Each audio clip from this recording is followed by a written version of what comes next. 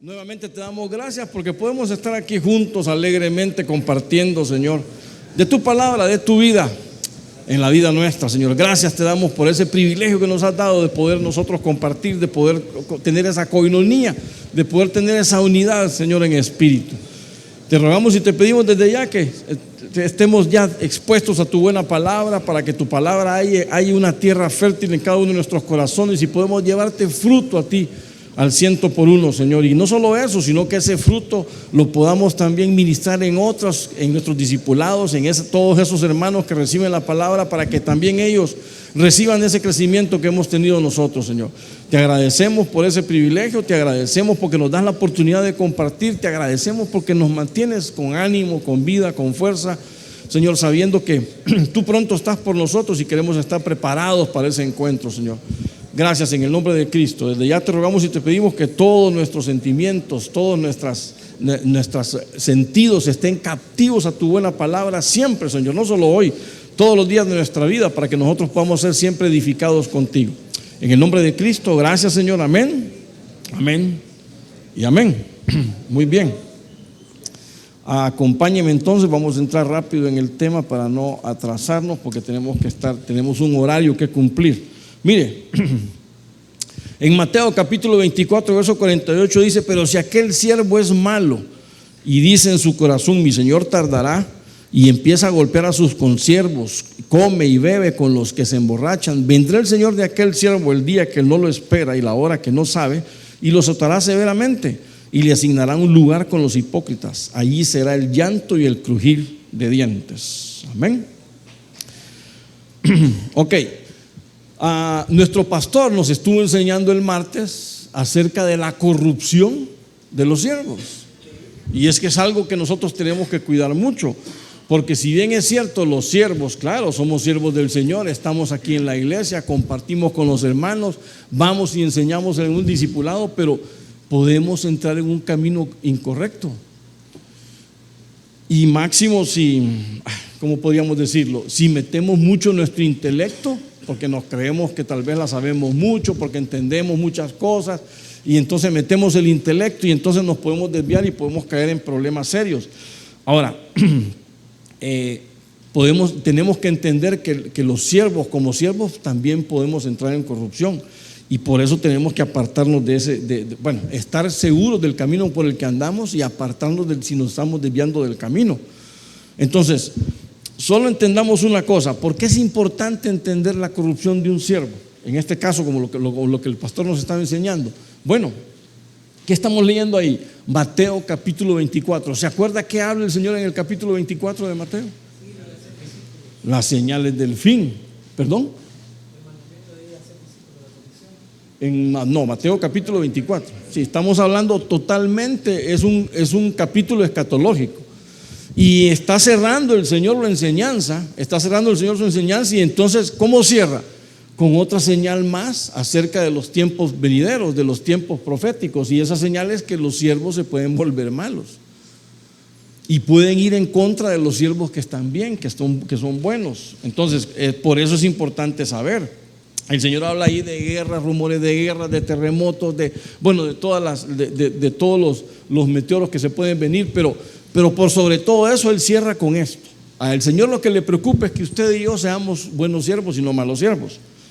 Entonces, por eso es que yo quiero que con nosotros, de alguna manera, pues aquí en el discipulado, continuemos de alguna manera. ¿Qué pasó con este que se me perdió la pantalla acá? Vamos a ver.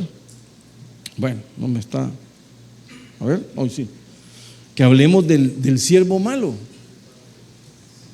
Quiero hacer énfasis en esto para poder de alguna manera extender un poquito lo que nuestro pastor nos estaba enseñando el martes, y es que es algo bien, bien interesante, y hay que entender algo, que nosotros, siendo un buen siervo, podemos terminar desviados del camino.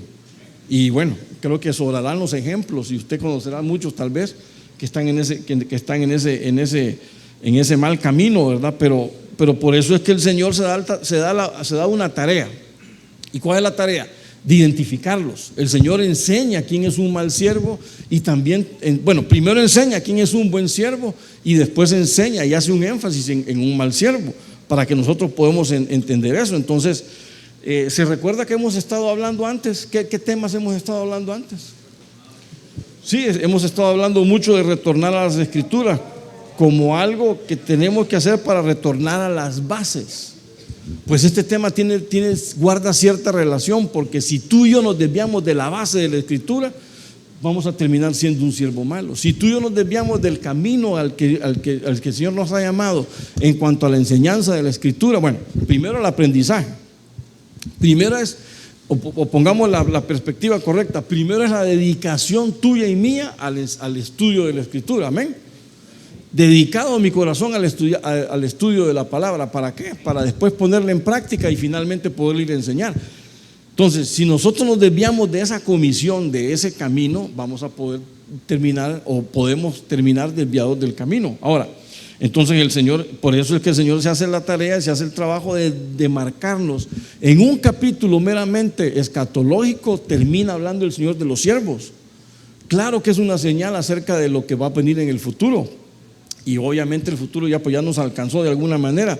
Y entonces, ¿qué es lo que hace el Señor? Contrastar entre un siervo bueno y un siervo malo. Por ejemplo, en los versículos previos, dice ahí: ¿quién es pues el siervo fiel y prudente a quien su Señor puso sobre los de su casa, para que les diera la comida a su tiempo? Dichoso aquel siervo a quien cuando su Señor venga lo encuentre haciendo así. De cierto os digo que lo pondrá sobre todos sus bienes. Amén. ¿Cuál es tu trabajo y cuál es mi trabajo? ¿Qué debemos nosotros de estar haciendo como siervos del Señor? Mire, nos está hablando directamente a nosotros. Dice aquí, miren, déjenme marcárselo acá. Dice que puso sobre los de su casa. ¿Cuántos tienen discipulado ahorita? A ti te han dado una casa, te han dado un rebaño ahí en ese hogar para que lo ministres. Y ese rebaño, ¿qué tienes que hacer? Darles la comida a su tiempo, compartirles la palabra a su momento y tiempo, y compartirla con la palabra limpia, la palabra pura, no adulterada. Dice Pedro que esa es la que nosotros tenemos que compartir siempre.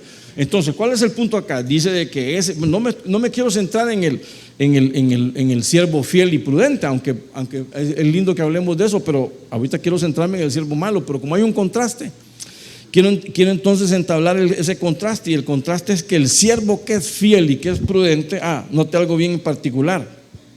¿A qué le llama fiel y prudente el Señor? Dice que es digno de confianza, dice que es un hombre sabio. Eso dice la traducción de esas dos palabras, de fiel y prudente. Y dice que es un siervo que va a ser dichoso. ¿Se acuerda qué palabra es la original de dichoso en griego? Macarios. ¿Qué quiere decir? Bendecido. Quiere decir que cuando tú y yo hacemos un desarrollo correcto del ministerio que nos han dado, de ir a ministrar esa casa que te han dado para esas ovejas, para que tú las estés alimentando en su momento y en su tiempo, cuando nosotros desarrollamos esa labor de buena forma, vamos a ser bendecidos. Y dice: yo primeramente les di una casa, primeramente les di un rebaño para que lo estén ministrando. Y después, ¿cómo termina? De cierto os digo que lo pondré sobre todo. Acuérdense de alguien que lo pusieron sobre todos los bienes. Claro. ¿Pero por qué fue? Por fiel, por sabio. Por eso llegó José a tener todos los bienes de Egipto. Y es más, Faraón le dijo: ¿sabes qué, José? Solo en el trono yo soy mayor que tú. Cuando yo me quite del trono, ahora tú vas a estar sobre mi casa y tú me vas a mandar a mí. Eso es lo que quiso decir Faraón a José. Y eso es lo que el Señor nos está diciendo ahora: de cierto os digo, lo pondré sobre todos sus bienes. Ahora, ese es el contraste. Ese es el siervo bueno, ese es el siervo fiel, ese es el siervo prudente, ese es el siervo que ha sido probado, ese es el siervo que es digno de confianza, ese es el siervo que es sabio. Ningún amén acá. Bueno, pues haláguese usted. Si el vecino no lo halaga, pues aunque sea usted, tómesela. Pero lo que queremos hablar realmente no es del siervo fiel y prudente, sino que es del siervo malo, porque tenemos que entender cuál es ese camino para no ir por ahí. Entonces, Dice Mateo capítulo 24, 28, porque el Señor ya está hablando del contraste. Hay un siervo fiel y prudente, pero hay un siervo malo. ¿Y qué dice el siervo malo? Dice en su corazón: mi Señor tardará. ¿De qué estamos hablando entonces ahí? Pues corazón malo, un corazón engañado, un corazón que ya se creyó la mentira, un corazón que repitió tanto una mentira que la convirtió en una verdad. Mi Señor tarda, dice. Y entonces yo vivo ya no con la expectativa de que el Señor viene, sino que ahora yo ya vivo al beneficio que me causa tal vez tener un grupo de ovejas para administrarlas. Ahora, ¿por qué le digo yo esto?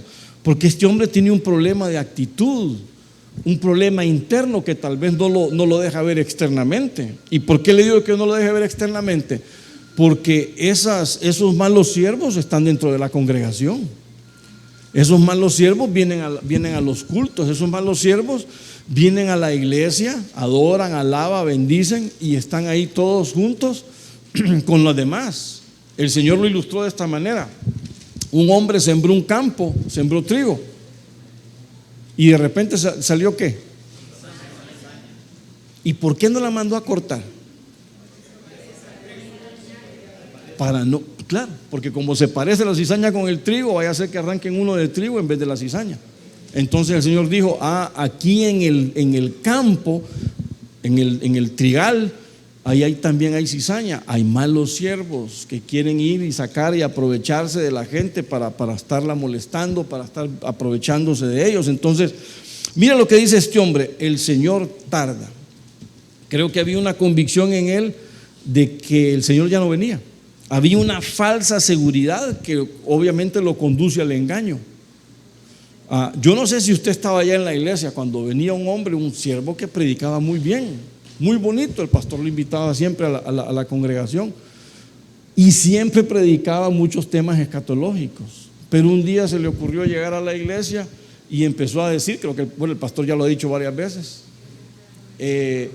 si usted creía que el Señor va a venir en un cierto desempaque, dijo él, y todos nos quedamos, así como se nos cayó la mandíbula. ¿Cómo que desempaque? Y entonces él empezó a explicar que para que el Señor venga falta no sé qué. Después el pastor se tuvo que subir ahí y botar prácticamente el mensaje que el hombre había dicho. ¿Por qué? Porque te está rompiendo tu fe. Si tu esperanza, si nuestra fe está puesta en que el Señor va a venir por nosotros y que alguien te diga ya no viene, que no va a venir ni en 100 años, ¿a dónde va a estar usted en 100 años? 3 metros bajo tierra, lo más seguro. A menos que tenga una verdadera fe y usted sepa que va a estar ahí de 150 años todavía, al estilo faraón, ¿verdad? Pero ¿cuál es el punto, hermanos? Que hay una falsa seguridad, y la falsa seguridad te lleva al engaño. Pero nota que ese es un trabajo de un mal siervo. Nota que ese es un trabajo de que Él te quiere sacar de tu comisión. Tu comisión es tener una vida con temor reverente, y Él te quiere apartar del temor reverente. Y cuando ya perdemos el temor reverente, nos volvemos descuidados espirituales, ¿o no? Bueno, déjeme darle un ejemplo rápido. ¿Qué le pasó a Elí? ¿Se acuerdan del sacerdote Elí en 1 Samuel? Dice de que la palabra del Señor escaseaba por aquellos días, y no era él el sacerdote, el profeta que transmitía. Dice que él era una lámpara, pero antes de que se apagara la lámpara, el Señor levantó a Samuel, porque la lámpara no se podía apagar. Y entonces Elí, ¿qué estaba haciendo? Empezó a descuidar su temor reverente. ¿Y a dónde se dice que perdió su temor reverente? Pues porque le dijo: Samuel, ¿qué te dijo Dios? Pues mira, Dios me dijo de que a tus hijos los van a cortar porque son un desorden. Y bueno, ¿qué terminó diciendo este hombre? El Señor es que Él haga lo que Él. Mira, hay una versión bien fuerte, que Él haga lo que se le antoje, que Él haga lo que Él quiera. Entonces ya no había temor en Elí. Ya no había temor. Entonces, al perder ese temor, se descuidó espiritualmente, y por eso es que la lámpara se le estaba apagando. Cuando tú y yo perdemos ese temor para estar en nuestra relación con el Señor, tu lámpara se te va a apagar. Y si tu lámpara se te apaga, claro, el Señor tiene una promesa para cada uno de nosotros. El Señor dice que Él no ha venido ¿a qué? A apagar el pábilo que humea. Hay una promesa. Si tú te estás apagando, el Señor te dice, arrepiéntete y ese fuego va a volver a encenderse. Pero cuando tú no te quieres arrepentir, te advierten de algo malo y tú dices, bueno, pues que el Señor haga lo que se le antoje, si de todos modos Él es. No, hombre, yo creo que el Señor esperaba a ver si Elí se reanimaba y decía, Señor, perdóname, quiero volver a tener una comunión, pero no. Y terminó mal. El punto es que nos descuidamos espiritualmente, no podemos permitirnos ese descuido espiritual. Mire cómo lo ilustra el apóstol Pedro. Pedro nos dice aquí en 2 de Pedro 3:3, ante todo sabe de esto, que en los últimos días vendrán burladores con sus sarcasmos, siguiendo sus propias pasiones, diciendo, ¿dónde está la promesa de su venida? Porque desde que los padres durmieron, todo continúa tal como estaba desde el principio de la creación. ¿Hasta dónde llevó Pedro todo esto? Estos burlistas que dice Pedro, note algo, dice de que todo continúa como desde el principio de la creación. Entonces para ellos el esperar al Señor es una falsa expectativa. Para ellos el esperar al Señor es como el mensaje ese que leí en la tarde, que son ilusiones para nosotros los creyentes. Rápidamente, me acuerdo de una anécdota que leí. Un hombre que en su vida fue desastre, ¿verdad?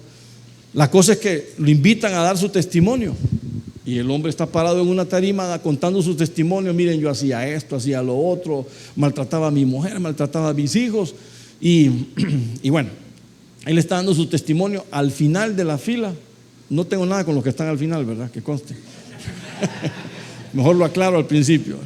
La cosa es que el que estaba al final le decía, ya bájate de ahí, tú eres un soñador, tú no sabes nada, tú solo estás hablando ahí tonteras. Y a la par estaba una señora con una niña, y la niña le fue y le tocó el pantalón al tipo que le estaba diciendo las cosas al hombre. Le dijo, Señor, le quiero pedir un favor, no le diga nada al Señor. ¿Y por qué? Le dice él, porque él es mi papá y solo yo sé que lo que él está diciendo es verdad, porque yo era una de las maltratadas. Y si usted dice que él está soñando, déjelo soñar, porque está soñando muy lindo, dice, porque ahora él es otro. Entonces la niña le está explicando al tipo cómo era él. Ahora, ¿por qué me voy a esta anécdota? Porque Pedro dice que hay burladores, que hay sarcasmos, que siguen sus propias pasiones y que todavía dicen, ¿dónde está la promesa de tu venida? Mire, que desde el principio de la creación las cosas siguen las mismas. O sea que como quien dice, olvídate de que el Señor va a venir, si todo está igual, el Señor no ha hecho nada, el Señor no ha dicho nada y lo que tú estás creyendo no existe. Entonces tenemos que tener cuidado con ese tipo de cosas. Cualquiera que te diga algo contra la Escritura, tú ya sabes que es un burlador, tú ya sabes que es un falso, que es un siervo malo, un siervo falso, que no anda en el camino del Señor. Amén. Entonces eso tenemos que apartarlos de una vez. Ahora, miren un ejemplo claro de esto. El pueblo de Israel, en Éxodo 32:1 dice, cuando el pueblo vio que Moisés se tardaba en bajar del monte, cuando la iglesia mira que el Señor tarda en bajar del monte, mire lo que ocurre. La gente se congregó alrededor de Aarón y le dijeron, levántate, haznos un Dios que vaya delante de nosotros. En cuanto a este Moisés, el hombre que nos sacó de la tierra de Egipto, no sabemos qué le haya acontecido. ¿Qué nota usted en esas palabras? ¿Qué me puede decir usted de esas palabras así rápidamente? Mire, en cuanto a este Moisés, el hombre que nos sacó, man, qué irreverencia yo no estoy diciendo que a Moisés había que idolatrarlo, pero al hombre de Dios, que Dios dice que hablaba cara a cara con él, le tenían esa irreverencia. ¿Se imagina qué harían con nosotros? Mejor ni lo piensa, ¿verdad? Pero entonces vamos al punto. ¿Qué le pasó al pueblo de Israel? Fueron malos siervos, eso fue todo. Que en su corazón decían, no hombre, este tarda mucho, este ya no va a venir. La promesa que él dijo de que iba y regresaba ya no se cumplió. Así que mejor devolvámonos a Egipto, vámonos a... Eso le pasa a mucha gente dentro de la iglesia. Muchos han caído, ¿por qué? Porque la promesa del arrebatamiento lo están esperando ya, sin saber que Pedro dice que la tardanza, ¿para qué? Es para nuestro beneficio, para que más se arrepientan, más lleguen a los pies del Señor.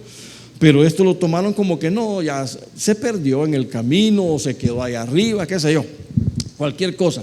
Pero el punto es que, ¿sabe qué es lo más trágico de este ejemplo? Que el Aarón, que era el sacerdote, terminó también en el mismo camino. ¿Y quién era Aarón? ¿Un sacerdote? El sumo sacerdote. Entonces, note que tremendo de que el sumo sacerdote que estaba para ministrar al pueblo termina cayendo en la administración de idolatría y contaminando al pueblo, que de hecho el pueblo ya estaba contaminado, pero él no pudo mantenerse bien. Entonces vivimos nosotros, los creyentes, vivimos con la conciencia de que Cristo pronto regresará. Y pronto es pronto, ya. Esto está calientito.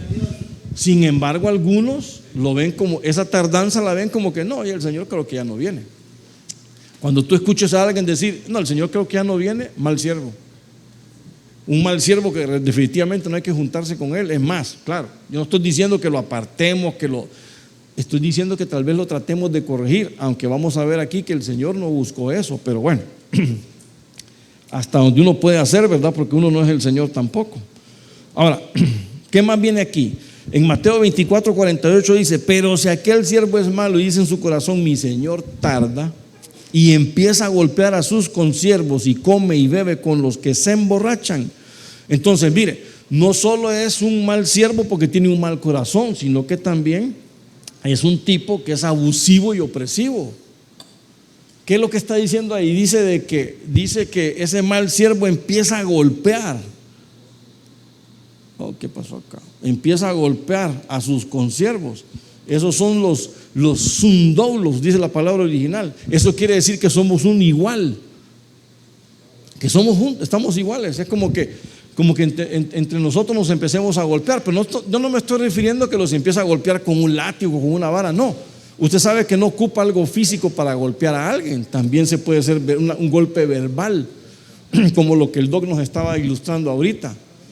Vos solo servís para macetera, así que aquí te quedás, le dice. Ese es un gran golpe verbal que puede calar mucho en el corazón de las personas, y dependiendo a quién se la diga. Entonces hay que tener cuidado con eso. Entonces, mire, como resultado de una falsa seguridad, ¿qué es lo que yo veo aquí? Que el hombre empieza a abusar de los demás, porque son sus consiervos, es alguien igual a ti, pero empiezas a abusar de él. Empiezas a querer irte por encima de él, empiezas a minimizar al otro para que resaltar tú. Esos son actitudes y acciones de malos siervos. Entonces, obviamente este hombre tenía grandes problemas morales. Primero, porque como ya vimos, era un incrédulo. Y segundo, también porque esa incredulidad como condición interna la manifestaba externamente, ¿cómo? En forma de violencia. Era un tipo violento, y no solo con las ovejas, sino que era un tipo violento aún con los de su mismo nivel. Los mantenía sumisos a los demás por violencia. Cualquier parecido, simple coincidencia, ¿verdad? Entonces, no, yo sé que aquí nos dan esas cosas. Cometemos errores, claro, pero estamos en el orden, o tratamos de ir en el orden, ¿verdad? Ahora, entonces, bueno, mire, rápidamente, mire lo que nos enseña Juan. Aquí hay un ejemplo clarísimo de lo que estamos hablando. En 3 de Juan 1:9 dice, escribí algo a la iglesia, dice Juan, pero Diótrefes, oiga, a quien le gusta ser el primero entre ellos, no acepta lo que decimos. Por esta razón, si yo voy, llamaré la atención de las obras que hace, porque note las obras que hace, nos acusa, dice, injustamente con palabras maliciosas. Y no satisfecho con esto, dice, el mismo no recibe a los hermanos, sino que también le prohíbe a los que quieren hacerlos y los expulsa de la iglesia. Mire qué desgraciado el Dios. Pues como no está en la iglesia, no está en el cielo, no me voy a topar con él, ¿verdad? Pero realmente mire el tipo de siervo que era este. Tenía subyugada la iglesia. Y cualquier hombre que decía, no, yo voy a recibir al que manda el apóstol Juan, ¿qué dice ahí? Lo echaba de la iglesia. Primero se lo negaba, se lo prohibía. No, aquí no podés recibir a esos hombres, a esos no, porque esos van a contaminarnos con las palabras que traen. Y eran las palabras del apóstol Juan. Quizá quería hablarles de la revelación del Apocalipsis, o quizá quería enseñarles acerca del amor, y bloqueándoles todo el mensaje. ¿A dónde quiero llevarlo yo con esto? Entonces, le prohibía hacerlo. Ahora, note algo. Dice que la razón, ¿cuál era? La razón era que, ¿a dónde está la palabra? Esta. Quería ser el primero. Quería ser el primero. ¿Sabe por qué le menciono yo esto? Porque yo me acordé que cuando Juan y Jacobo eran discípulos del Señor, ¿qué les pasó a ellos? Querían ser los primeros también. Señor, hasta la mamá le metieron en problemas, ¿verdad? Llegaron Juan, Jacobo con la mamá de él ante el Señor. Señor, yo quiero que cuando tú ya vengas en tu reino, estos mis hijos estén a tu derecha y a tu izquierda. Los metió en problemas. Vos no sabes qué estás pidiendo, le dijo el Señor. Es más, el Señor le dijo, mira a Juan y Jacobo, ustedes pueden beber de mi copa. Jacobo se adelantó y dijo, sí, Señor, claro que puedo beber de tu copa. Y lo traspasaron con una espada, hermano, porque esa era la copa que el Señor iba a vivir. Esa era la copa que el Señor decía, yo no quiero pasarla, pero Señor, si esa es tu voluntad, que sea tu voluntad y no la mía. Pero ¿cuál es el punto? Juan entendía que él quiso ser primero y cometió un error. Entonces ahora quería educar a este hombre, pero ahora él quería ser el primero entre los demás y expulsaba a aquellos que ellos mandaban a adoctrinar, que ellos mandaban a enseñar. Entonces note lo que hace un siervo malo, es alguien opresivo. Sí.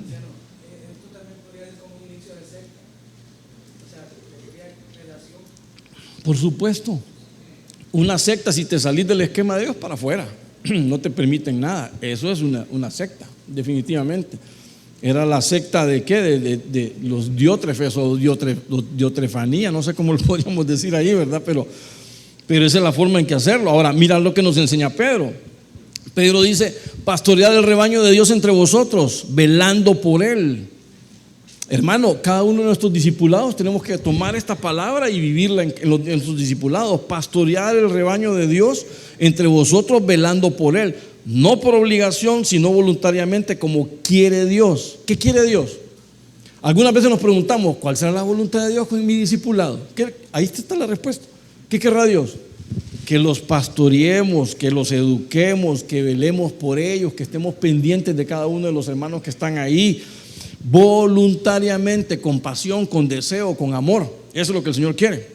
No por la avaricia del dinero, ¿verdad? Sino con sincero deseo, dice. Note lo que Pedro nos está diciendo acá.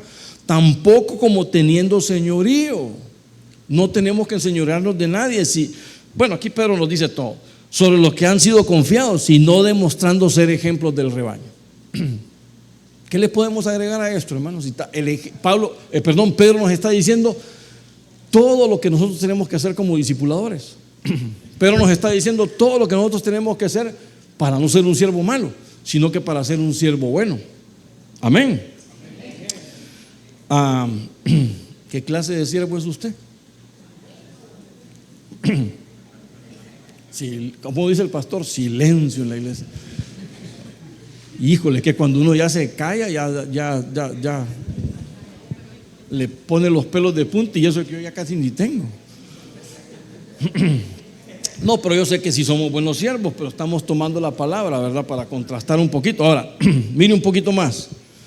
Dice, pero si aquel siervo es malo y dice en su corazón, mi señor tarda, y empieza a golpear a sus consiervos, y come y bebe con los que se emborrachan. Entonces, mire, aquí mire cómo va evolucionando, pero en la forma negativa, ¿verdad? Primero es un siervo malo, tiene un corazón malo, tiene un corazón de engaño que termina totalmente fuera del camino del Señor. Después empieza a golpear a sus consiervos, aprovechándose de su posición, quizá de su posición ya sea de principal dentro de la iglesia, o quiere tomar una posición de principal dentro de la iglesia. Pero no solo eso, ahora su círculo de amistad, ¿qué es? Tiene una conducta pecaminosa. Su círculo de amistad ahora es los que comen y beben con los que se emborrachan. Sus coinonías ahora ya no son en la iglesia. Sus coinonías ahora, las coinonías ahora son con los borrachos. Son con la gente que está fuera de la comunión con el Señor y que está dedicada al pecado. Amén. Entonces, esas son las actitudes de un siervo malo. Ahora, note algo, repito. ¿Conoce usted a alguien así? ¿O ha conocido usted a alguien que de repente lo miraba en la iglesia bien centrado, bien ubicado, enseñando la palabra, y que de repente se extravió, se perdió y ahora dice: no, hombre, el Señor ya ni viene? No solo eso, sino que yo me largo de aquí porque aquí me están idiotizando, aquí lo que quieren es trasquilarme, ahora me voy para afuera y ahora empiezo a beber y a vivir la vida loca. ¿Por qué pasa eso, hermanos? Porque fueron siervos malos y no se mantuvieron en el camino del Señor. Entonces, el tercer problema de este hombre, ¿cuál es? El desenfreno. Simplemente perdió la brújula, porque ahora su comunión ya no es con los hermanos, ahora su comunión es con pecadores. Y obviamente no se reunía con ellos para evangelizarlos, porque ahí dijeron otra cosa. Es decir, ¿cómo le decían al Señor Jesucristo? ¿Se acuerda usted cómo le decían a él? Los fariseos le decían: ese hombre es un bebedor de vino, es un comilón y se anda reuniendo siempre con pecadores. ¿Le decían eso o no? Claro, pero el Señor, ¿qué hacía con esos pecadores? Los transformaba, les cambiaba el corazón.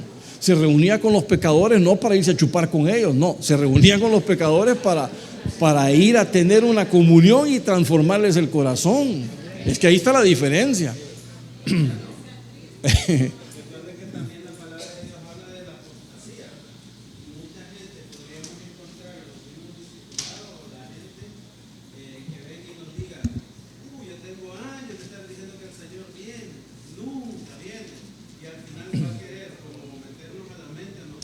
Claro. Apostasía, correctamente. Eso de hecho, esto es una apostasía, exactamente. Entonces, volviendo al punto, eso es lo que le decían al Señor, pero el Señor lo hacía con una intención de cambiarles el corazón a las personas, no por irse a revolcar con ellos con el pecado. Entonces, el punto, ¿cuál es? Bueno, mire lo que dice aquí Génesis. Fíjese que aquí sucede algo bien particular en el Génesis. En el capítulo 37 están hablando de la vida de José y hacen un alto y meten en el capítulo 38, hablan un problemita que tuvo Judá. Y note lo que dice ahí. Bueno, yo sé que usted ya conoce la historia, por aquí la resumo en un par de textos. Dice que sucedió que por aquel tiempo Judá se separó de sus hermanos y visitó a un adulamita llamado Hira. Saltando al verso 15 dice: cuando Judá la vio, yo sé que usted ya sabe de qué estamos hablando, pensó que era una ramera, pues si había cubierto el rostro, dice, y se desvió hacia ella junto al camino y le dijo: vamos, déjame estar contigo, pues no sabía que era su nuera. Y ella dijo: ¿qué me darás por estar conmigo? Bueno, usted ni siquiera le tengo que resumir la historia, porque ya sabe usted de qué es lo que me refiero. Pero note algo, los puntos interesantes de esto. Mire, el punto principal es lo que estamos hablando, apostasía. Judá se separó. ¿De quiénes? De sus hermanos. Hermano, cuando tú y yo nos apartamos de la comunión, nos volvemos presa fácil y por eso andamos buscando el pecado. ¿Qué andaba haciendo Judá con un hombre de ahí, de estos adulamitas? Estos eran de los filisteos, de la parte de donde estaba David, en la cueva de Adulam, que era territorio filisteo. Esta era una parte de ellos, llamado Hira. Pero ¿a qué lo involucró este hombre? Buscando prostitución. ¿Acaso no estaba casado Judá? Claro que estaba casado, pero como se desvía del camino, empieza a corromperse el camino, porque sus amigos ya no son sus hermanos de la iglesia, sino que ahora su amigo es un hombre ahí del mundo, filisteo, que le gustan las filisteas, por supuesto. Y claro, aquí hay una filistea mal puesta, entonces vamos a ver qué hacemos con ella. Entonces, no. ¿Por qué pasa eso? Porque se volvió amigo de pecadores. Entonces, por supuesto, ese es el problema que tuvo Judá, al apartarse de su comisión, al apartarse de su camino, al apartarse de la comunión con sus hermanos. ¿verdad? Por eso, dicho sea de paso el comercial, ¿verdad? Qué bonito es tener, bueno, la reunión sí fue bonita, la soleada no mucho, pero la reunión sí estuvo muy bien, ¿verdad? Porque eso nos hace tener amistad entre nosotros. Déjeme preguntarle algo, ¿no tiene amistad en su círculo cercano entre los que discipula? ¿No se llevan más de cerca que con otros hermanos? Yo no estoy diciendo que con los demás hermanos no se trata, pero con los cercanos que usted tiene en su discipulado, aprende a convivir, a compartir, y no solo eso, sino que ya se hablan de problemas personales, ya se platican de cosas, de qué sé yo, cosas que de repente usted no trataría con alguien más. ¿Por qué? Porque ya hay más vínculo, hay más confianza, entonces empezamos a platicarnos algunas cosas de más de cerca. Entonces eso es lo que ahora, cuando tú te apartas de ese camino tienes problemas, y máxime si tus amigos son ahí del mundial, que te van a inclinar a las cosas de, mira, vamos a vernos un partidito al mundial, ahí no al mundial, ahí al estadio, ¿verdad? Pero ya en el puesto, en el partido, ve que pasa un tipo vendiendo cervezas y ¿será que nos tomamos solo uno? Hombre, si una no es ninguna, tomémonos una. Y así se empieza, con que una no es ninguna y que dos son una, y como solo llevo una, pues me voy a tomar la tercera para hacer dos. Y bueno, y ahí termina metido en la ya bien cerveciado. Entonces, ¿cuál es el problema, hermanos? De lo que estamos, que tenemos una conducta pecaminosa. Claro, aquí estamos hablando ya de algo más heavy, pero el Señor dice: come y bebe con los borrachos. Ahora, usted me va a decir, hermano, pero aquí en la iglesia no van a andar haciendo esas cosas. Pablo dijo a la iglesia de Corintios, ¿se acuerda que le dijo Pablo? Ey, es que ustedes no tienen casa para tomar y beber ahí. No, que algunos hasta se traen el pichel de vino a tomar santa cena y terminan embriagados. Se imagina que usted, en vez de con una copita de santa cena, esté con aquel botellón ahí en el templo.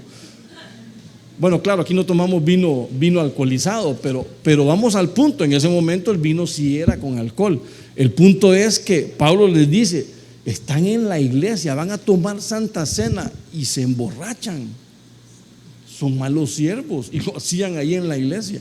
O sea que no estamos, claro, el ejemplo que yo les estoy poniendo es alguien que se apartó, pero Pablo pone un ejemplo de alguien que estaba en la iglesia haciendo ese tipo de desenfrenos. Entonces, para que miremos que aún dentro de la iglesia podemos estar desenfrenados también, podemos estar apartados de la verdadera vida piadosa o de la verdadera vida de santidad, y por eso es que nos hacen ver esas cosas. Y miren, estas son palabras del Señor Jesucristo, enseñanza del Señor Jesucristo, advertencia del Señor Jesucristo. Entonces, por eso es que estamos hablando de que esto es algo progresivo. Progresivamente vamos en decadencia, ¿verdad? Primero, un corazón infiel, un corazón malo, un corazón que está engañado y que se creyó ya la mentira. Segundo, abusivo con los hermanos. ¿Conoce a usted algún hermano abusivo? Bueno, si usted lo conoce, llámele la atención. Está siendo un mal siervo. Y mira lo que el Señor dice de los malos siervos, diga, para que no sea abusivo, sino que corrija su conducta. Tercero, la conducta ahora es aprobar lo malo. Ahora lo que antes llamaba malo ya lo está aceptando como bueno. Voy a beber, no, voy a ir a celebrar Santa Cena, pero entonces voy a hacerlo con vino real, y no se toma una copa, sino que la botella entera, para que siente el punch del vino, ¿verdad? Entonces ya empieza a vivir de una manera desenfrenada, a vivir en pecado. ¿Y eso qué lo lleva? Bueno, lo está aceptando como algo normal, porque para él ahora no solo maltrata a sus consiervos, sino que ahora la reunión ahora la hace con sus amigos los pecadores. Entonces, ¿qué le sucede a ese siervo? Con esto voy a cerrar, y así no nos vamos tarde. Mateo 24:50. Vendrá el Señor de aquel siervo el día que no lo espera y a una hora que no sabe, y que dice: lo azotará severamente y le asignará un lugar con los hipócritas, y allí será el llanto y el crujir de dientes. Ese es un juicio inesperado, lo que él nunca pensó que iba a llegar, porque recuerden lo que dijo al principio. ¿Qué decía al principio? Si el Señor ya no viene, el Señor está tardando. Es más, ¿sabe que hay un engaño con eso? Antes de que se me olvide, mejor se lo digo. Porque algunas personas dicen, el Señor es tarda. ¿Qué está tratando de decir con eso? Bueno, que puedo vivir todavía la vida loca y después me arrepiento, y el que peca y reza empata y tranquilo. ¿Y qué tal si no le da chance? Porque a este no le dieron tiempo. El Señor claramente le dice, vendrá el Señor de aquel siervo, el día que no lo espera. ¿Sabe qué? Esta es otra de las señales que hay también que hay que estar viendo. Cuando alguien le esté diciendo que el Señor ya no viene, es cuando el Señor puede venir, porque no lo están esperando. Y el Señor quiere caer de sorpresa a un montón, si no es que a todos, ¿verdad? Entonces, sí, hermano.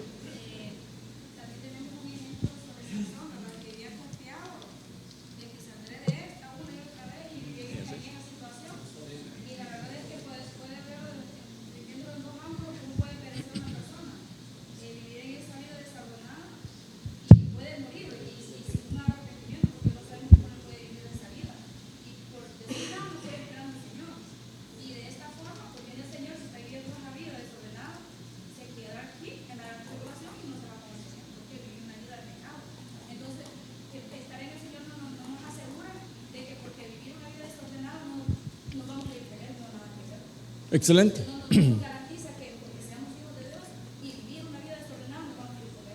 No, de plano que no nos vamos a ningún lado. Nos vamos por la gran tribulación. El punto aquí es que hay un juicio y bueno, una realidad inesperada. Una realidad inesperada, porque el hombre decía, ya no viene, y el Señor vino. Ahora, note algo. El Señor dice aquí un par de palabras que me gustan mucho como las plantea. Dice, en una hora, bueno, el día que no lo espera. Y hay una hora que tampoco sabe. Obviamente no va a saber por qué. Pues porque el hombre anda en pecado. El Señor, a quien le va a revelar el Señor es a sus siervos. Y bueno, obviamente dice siervos los profetas, pero al final siervos, a sus siervos que son fieles y prudentes, como el primero que leímos. Pero a ellos es que el Señor va a dar una revelación. Y obviamente nosotros, ¿por qué no nos van a agarrar de sorpresa? A este sí le cayeron como un ladrón en la noche, no se dio cuenta que lo llegó. Ahora, a usted y a mí, ¿por qué no nos pueden agarrar como ladrón en la noche? O sea, estamos velando y estamos orando al Señor, estamos despiertos, estamos pendientes, activos a ver a qué hora el Señor viene. Entonces, bueno, lo van a azotar severamente, dice. Eso quiere decir que hay una disciplina justa. Y note algo bien particular, dice que le va a asignar, ¿qué cosa? Un lugar con los hipócritas. Note algo, ¿a quiénes llamaba el Señor hipócritas? Ok, ¿y qué les dijo el Señor a los fariseos? Cuando agarraban un prosélito, un discípulo. Perdone que lo ponga así, pero eso nos mantiene activos en el tema. Pero el punto, ¿cuál es? El punto es que el Señor les dijo, ¿saben qué? Ustedes aún sus discípulos lo hacen doblemente reos del infierno. Quiere decir que ellos también ya estaban en el infierno. Por un lado. Por otro lado, el Señor les dijo, vosotros queréis hacer los deseos de vuestro padre. ¿Y quién era el padre de ellos? Entonces aquí el punto es, ¿qué lugar les van a asignar? Ahí está la respuesta, hermanos. ¿A dónde hay llanto y crujir de dientes? Claro. Entonces lo que el Señor les está diciendo a esos malos siervos es que los van a apartar y los van a mandar al infierno. Ahí va a ser el llanto y el crujir de dientes. ¿Por qué? Porque fueron unos hipócritas, se comportaron, en realidad nunca fueron hombres salvos, nunca fueron buenos siervos. Entonces tenían su parte ya en el infierno. Ese es el castigo eterno que les espera. Mire el ejemplo clásico, Daniel 5:5. Daniel 5:5. De pronto aparecieron los dedos de una mano humana y comenzaron a escribir frente al candelabro sobre el encalado de la pared en el palacio del rey. ¿Se acuerda de qué rey estamos hablando ahí? Belsasar, correcto. El rey vio el dorso de la mano que escribía. ¿Sabe cómo es eso? Vio una manito así, escribiendo acá. ¿Se imagina ver eso? Yo la única vez que lo he visto es en la película de aquellos de la familia Adams, ¿no? donde sale una manito ahí. Es la única vez que pude entender cómo se miraría una mano ahí en particular. Pero bueno, volviendo al tema. Dice que el rey vio el dorso de la mano que escribía. Entonces el rostro del rey se palideció, sus pensamientos lo turbaron, las coyunturas de sus caderas se relajaron y sus rodillas comenzaron a chocar una con otra. Bueno, ese es para que mire el nivel de miedo que llegó a sentir ese hombre. Ahora, ¿cuál es el punto ahí? Ahí fue un juicio. Claro, y era un rey, pero ahí hubo un juicio. Ahí hubo un juicio, ¿por qué? Recuérdeme qué estaba haciendo ese rey ahí. Agarró todas las tazas, los platos, la vajilla que era para el templo, para poder desarrollarlo, los sacrificios del Señor. Lo agarró para usos viles, lo agarró para seguir en sus pecados, para poder estar ahí jugando con ellos. Entonces vino el juicio del Señor sobre él. ¿Y el juicio cuál fue? ¿Sabes qué, Belsasar? Bueno, Daniel se lo reveló. Tekel. ¿Qué más decía? Bueno, o mene. Mira, aquí unas versiones dice tekel o mene. Bueno, el punto es que le dice: tu reino ha sido pesado y ha sido hallado falto. Entonces le pasaron la auditoría y a él lo encontraron como un siervo malo. Y como siervo malo, entonces le dijeron: bueno, tú eres un siervo malo, tú eres un hipócrita, tienes tu parte con los hipócritas. Tienes tu parte allá en el lago de fuego donde vas, ahí va a ser el crujir de dientes y el llanto. Entonces lo descalificaron. Esa misma noche, dice Daniel, que perdió su vida. Esa misma noche llegaron los medo persa y barrieron todo el reinado de Babilonia. Entonces, ¿a dónde nos quiere llevar Dios? Número uno, entender que hay una paciencia, que Dios es paciente para con todos, dice Pablo o Pedro, que Él busque el arrepentimiento de todos, por eso retarda su venida. Lo que algunos tienen, dice Pedro, ¿verdad?, por tardanza, porque en realidad el Señor no se tarda, simplemente hay un proceso que tiene que continuar. Bueno, cuando el Señor Jesucristo vino, ¿qué es lo primero que dice? Creo que Lucas o Mateo, no recuerdo cuál de los dos evangelios, pero dice de que Él vino en cumplimiento del tiempo. Entonces había un tiempo estipulado para que el Mesías pusiera los pies sobre esta tierra. Y cuando ese tiempo se cumplió, el Señor Jesucristo apareció. Entonces lo mismo va a ocurrir.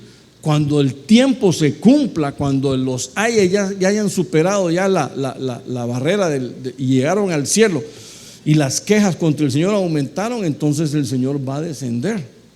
Y claro, primero lo hace por su iglesia para rescatarnos a nosotros de esta vida, y después vendrá a poner el orden en el mundo, el verdadero nuevo orden mundial. Ahora, aquí Mateo es que lo dice, ¿verdad? Perfecto. Bueno, y después vemos que entonces Dios es paciente, ¿verdad? ¿Por qué? Porque Él lo que quiere es implementar su justicia.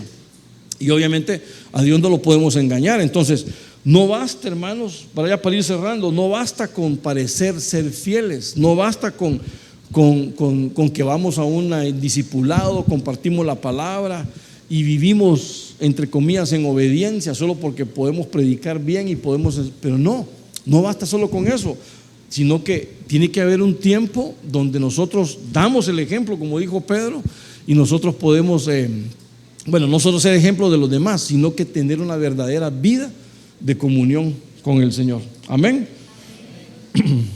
y amén. Bueno, para ir cerrando ya, solo lo resumimos rapidito. El siervo malo, mire, número uno, es un siervo que tiene un corazón de engaño, un corazón malo. Es alguien que como Israel y como Aarón se apartan rápidamente del Señor, diciendo de que la promesa de Él ya no viene, y que como ya no viene, entonces puede vivir como Él quiera, sin darle cuentas a nadie, ¿verdad? Pero recordemos algo: somos siervos y en algún momento nuestro Señor va a venir y nos va a pedir cuentas de todo lo que hemos hecho en esta vida. Amén. Número dos, dice que se vuelve abusivo y opresivo, se vuelve hasta violento, si usted quiere. ¿Pero por qué es? Porque como hay maldad en el corazón, pierde el temor a Dios y ya no empieza a vivir una vida apegada a la palabra, sino que una vida apegada a sus conveniencias. Bueno, casi digo algo, pero mejor no. Dice también tiene conducta pecaminosa. Ya su círculo cercano de amigos ya no son hermanos, su círculo cercano de amigos son gente pagana, son gente tal vez impía que estuvieron en la iglesia, que ahora ya se fueron, que ahora están viviendo a como ellos quieren, pero realmente ya no tienen una vida apasionada por el Señor, y finalmente pues encuentran el juicio que no lo estaban esperando, pero que finalmente les va a llegar. ¿Por qué? Porque la promesa de Dios es sí y amén, y eso se va a cumplir siempre. O estamos sirviéndole al Señor como es, o nos estamos alejando del camino del Señor, y para cuando nos alejamos del camino del Señor es que tenemos el riesgo de que ese juicio venga sobre nosotros. Amén, amén y amén.